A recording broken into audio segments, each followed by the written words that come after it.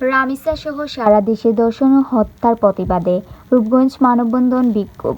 রূপগঞ্জ প্রতিনিধি শরীফ চৌধুরী জানান, রামিসা সহ সারা দেশে শিশু ধর্ষণ ও হত্যার ঘটনার প্রতিবাদে জড়িতদের দ্রুত গ্রেফতার ও দৃষ্টান্তমূলক শাস্তির দাবিতে নারায়ণগঞ্জের রূপগঞ্জে মানববন্ধন ও বিক্ষোভ অনুষ্ঠিত হয়।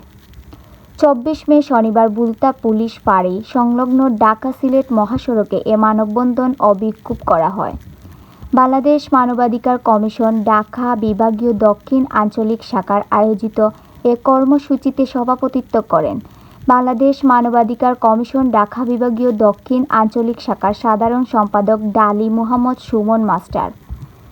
মানববন্ধনে বক্তব্য রাখেন কলামিস্ট ফোরাম অব বাংলাদেশ এর মহাসচিব লায়ন মীর আল আলিম, বাংলাদেশ মানবাধিকার কমিশন ঢাকা বিভাগীয় দক্ষিণ আঞ্চলিক শাখার নির্বাহী সভাপতি ডাক্তার মীর মাজারুল ইসলাম আজহার, সাংগঠনিক সম্পাদক অলিউল্লাহ বাহার সহ অন্যান্য মানবাধিকার কর্মী ও স্থানীয়রা। বক্তারা আরও বলেন, ধর্ষণ ও শিশু হত্যা মানবতার বিরুদ্ধে জঘন্য অপরাধ। শিশুদের নিরাপত্তা নিশ্চিত করতে পরিবার, সমাজ ও প্রশাসনকে একসঙ্গে কাজ করতে হবে। মানববন্ধনে মানবাধিকার কর্মী, সামাজিক সংগঠনের নেতাকর্মী সহ বিভিন্ন শ্রেণীর পেশার মানুষ অংশ নেন।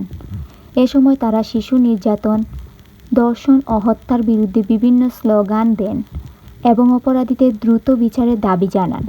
আমি সাদিক প্রাথমিক, ডেস্ক নিউজ। সারা বাংলাদেশের মানুষের হৃদয়কে কাঁপিয়েছে, ভাইরাল হয়েছে। মাননীয় প্রধানমন্ত্রীর দৃষ্টিগোচর হয়েছে। তিনি আইনমন্ত্রী সহ স্বরাষ্ট্রমন্ত্রী সহ হাজির হয়েছেন রামিসার বাড়িতে। এই বিচারটা হবেই হবে। আমরা তো আছি, এদেশের মানুষ আছে, বিচার হতেই হবে। কম প্রভাবশালী নন এদের